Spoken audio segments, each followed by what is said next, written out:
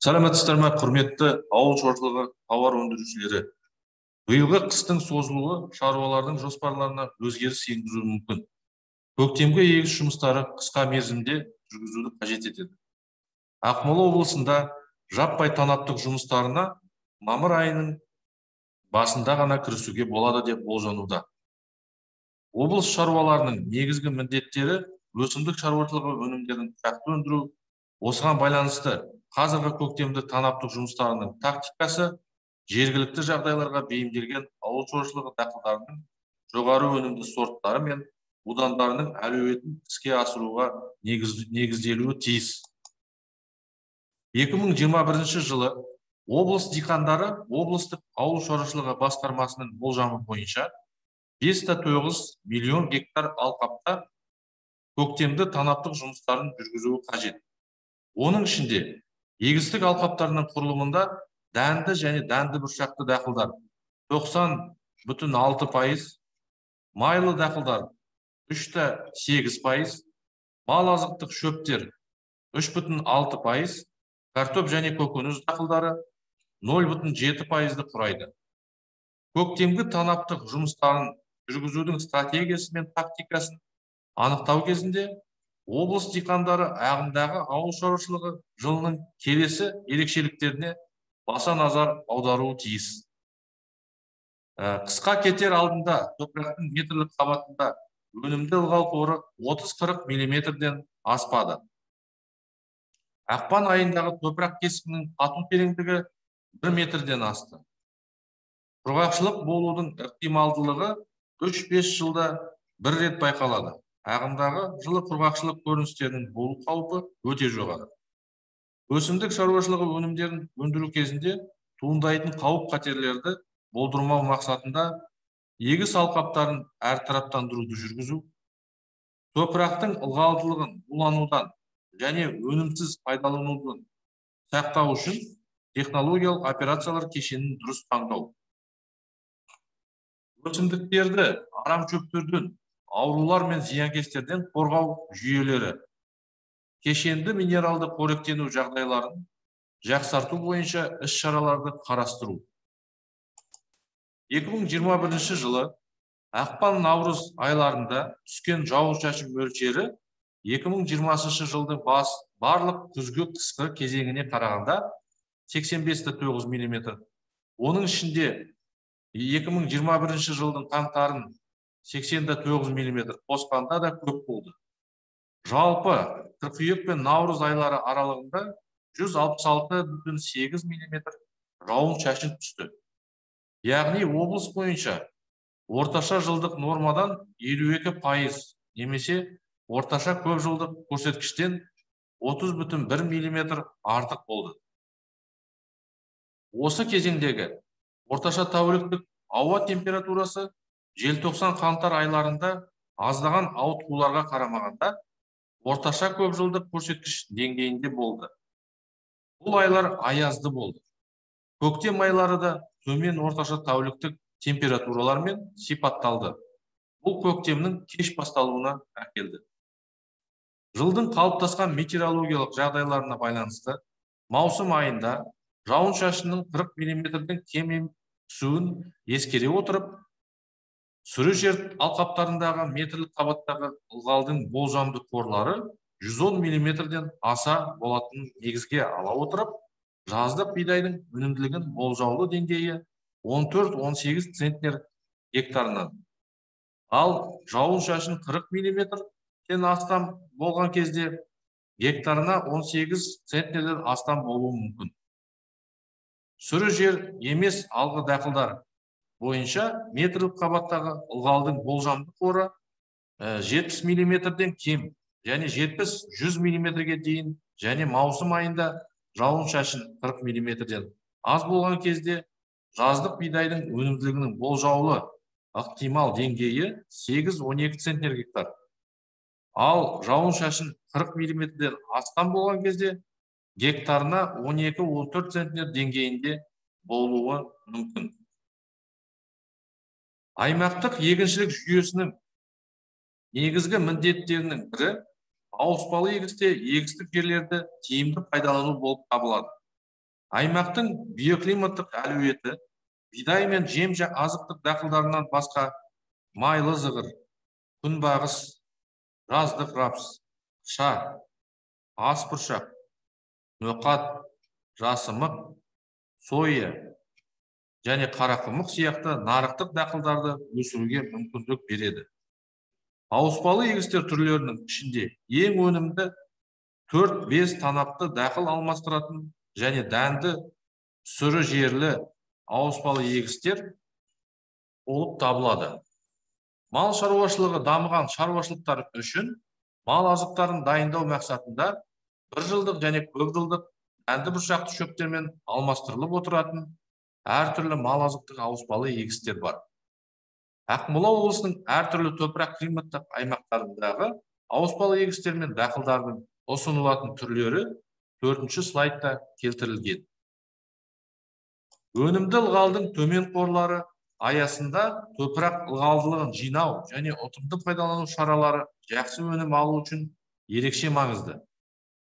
Сонымен қатар, көктемде топырақ ылғалының едәуір жоғалуы танаптардың жоғары ластануына және аралық және себу алдындағы дәрілеудің дұрыс таңдалмағанына байланысты болуы мүмкін. Топырақтағы ылғалды сақтау мен толықтырудың тиімді әдісі себу алдындағы өңдеудің тиісті жүйесі. Себу кезеңіне дейінгі агротехникалық және химиялық тәсілдер. Ол арамшөптердің ылғалды пайдалануын азайтады және жояды. Себу алдында ылғалдың булануын күрт төмендетеді. Топырақта қалған тұқымдар бір жылдық және көп жылдық арамшөптердің егін көгі кесіледі.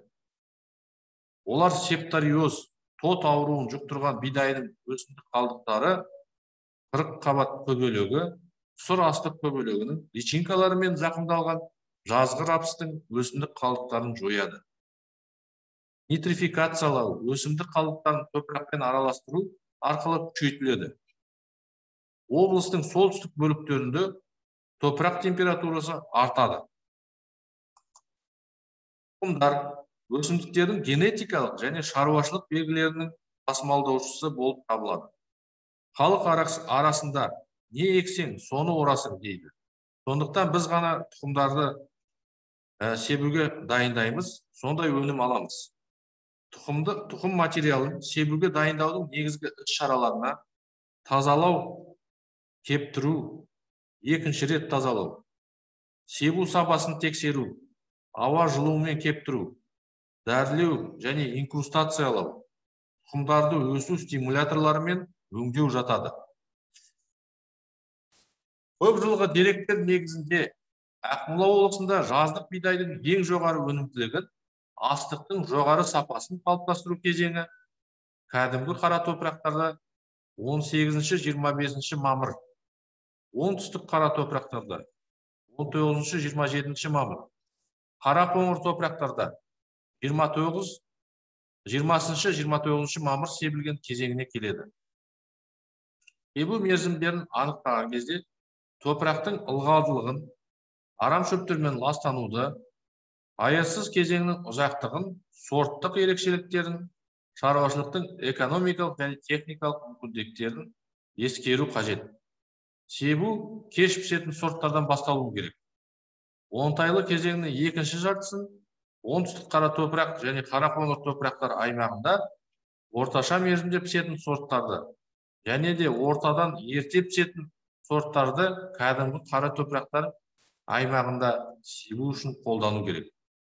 Оңтайлы мерзімнің соңында себу алдындағы өңдеуден кейін қатты ластанған егістіктерді себу керек.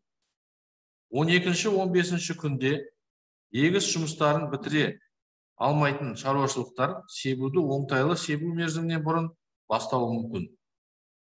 Алайда 15 қыркүйектен кейін бидайды жинау әдетте 15 мамырға дейін себілгеннен кейін қарағанда егін мен астық сапасына үлкен зиян келтіретінін атап өткен жөн.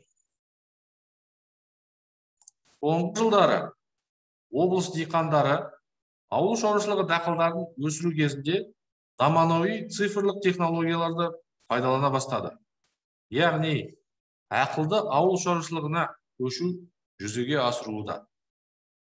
Көктемгі егіс жұмыстарын жүргізу кезінде нақты егіншілік элементтерін қолдану айналым қаражатының, оның ішінде отын материалдар және минералды тыңайтқыштар шығыс көрсеткіштерін параллель жүргізу есебінен 1,2%-дан 1,3%-ға дейін, автоматты түрде жүргізу 5,3-ден 6,9%-ға дейін, тыңайтқыштарды саралап енгізу 17,6%-ға дейін төмендетуге мүмкіндік береді. Нақты егіншілік жүйесін қолданудан ресурстарды үнемдеу көрсеткіштері дәстүрлі технологиямен салыстырғанда тұқым себу нормасы бойынша 4%, гербицидтерді енгізу бойынша 20%, және фосфор, азот, минералды тыңайтқыштарын енгізу бойынша 15%, жанар-жағар май шығыстары бойынша 5%-ды құрайды. Жоғары өнім алудың маңызды әдістерінің бірі тыңайтқыштар енгізу арқылы қоректі заттарды толықтыру болып табылады. Сондықтан сүрі жерлер бойынша себілетін егістерге фосфор тыңайтқыштарын қатарлап енгізу қажет. Әрине, егер олар көп жылға саналып енгізілмесе, бұл жағдайда азот тыңайтқыштарын қолдану тиімді болмайды. Аңызды алға дақылдар бойынша бидай, асбұршақ, зығыр және тағы басқалары сапалы өнім алу үшін фосфор тыңайтқыштарын 20 кг гектарына мөлшерінде қолдану қажет. Бірақ сонымен бірге азотты тыңайтқыштарды да 20 кг гектар мөлшерде қолдануға болады.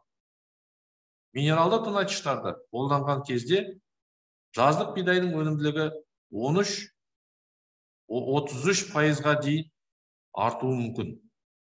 Қазақстанда дәнді дақылдар егістіктерінде 50-ге жуық көп қоректілер және 100-ден астам мамандандырылған фитофакты жәндіктер мен кенелер түрлері кездеседі.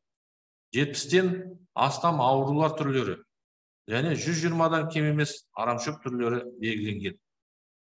Ауыл шаруашылығы дақылдарын зиянды организмдерді қорғаудың кешенді жүйесін қолданбаудан жыл сайын өнімнің 20-40%, ал зиянкестер мен аурулардың жаппай көбеюі жылдарында кешенді қорғау іс-шараларын жүргізбегендіктен 40-70% жоғалады. Сонымен қатар, ауыл шаруашылық өнімдерінің тағы 10-12%-ы сақтау кезінде зиянкестер мен аурулардан жоғалады.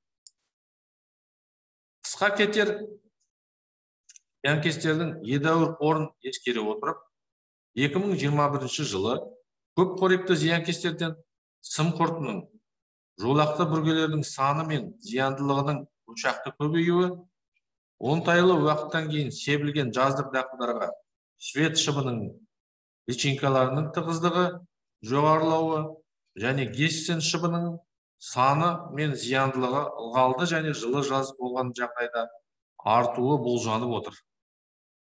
Бидай трипсінің зиянды тасбақаның санын көбеюіне бидайдың гүлденуі мен масақтануы кезінде құрғақ және жылы ауа райы ықпал етуі мүмкін. Астық бітесінің жоғары саны барлық жерде болжанбайды. Бұл фитофактың циклдік дамуымен түсіндіріледі. Ошақтар 5-7 жылда бір рет байқалады. Сұр астық көбелегінің көп мөлшері мен зияндылығы күтілуде және көктемгі жазғы кезеңнің ауа райы жағдайларымен, сондай-ақ дәнді дақылдарда агротехникалық шаралардың уақытылы жүргізілуімен реттелетін болады. 2011-2020 жылдары жүргізілген жаздық бидай егістіктерінде негізгі аурулардың таралу мониторингі негізінде келесі болжам жасауға болады. Қоңыр тоттың әлсіз көрінісі ықтималдылығы 70% деңгейінде, бағаналы тоттың әлсіз көрінісі 90% ықтималдық деңгейінде, септариоздың орташа көрінісі 60% ықтималдығы деңгейінде. Аурулармен күресудің негізгі шаралары: септариозбен, сабақ татымен зақымданған дәнді дақылдар сабанын жою, аралық культивация. Түтікке шығу фазасынан бастап фунгицидтерді қолдану. Сүрі танапты алға дақылдар бойынша фунгицидтерді енгізуді қамтамасыз ету. Фунгицидтерді микроэлементтермен, мырыш, микротыңайтқыштармен және биостимуляторлармен қоспасын қолдану мүмкін. Құрметті диқандар, елімізде және облыста қалыптасқан эпидемиологиялық жағдайды ескере отырып, ағымдағы 2021 жылы Ақмола облысының шаруашылықтары үшін көктемгі танап жұмыстары жүргізу жөніндегі ұсыныстар Александр Иванович Бараев атындағы ауыл шаруашылығы ғылыми өндірістік орталығының ресми сайтында жарияланып болады. www.baraev.kz. Сондай-ақ фермерлер үшін фермерге кеңестік бөлімі іске қосылады. Онда туындаған сұрақтарды қоюға болады. Құрметті диқандар, ауыл шаруашылық өндірісінде бәрі бір-бірімен байланысты және өзара тәуелді. Технологияның кез келген элементінің уақытылы жүргізілмеуі және сапасыз орындалуы кері қайтпайтын әсер беріп, ауыл шаруашылық тауар өндірушілерінің жоғары өнім алудағы барлық күш-жігерін төмендетуі мүмкін екенін бәріміз есте ұстауымыз керек. Біздің ортақ міндетіміз лайықты өнім алу және еліміздің азық-түлік қауіпсіздігін қамтамасыз ету. Назарларыңызға рахмет. Ағымдағы жылы жақсы өнім алуларыңызға тілектеспін.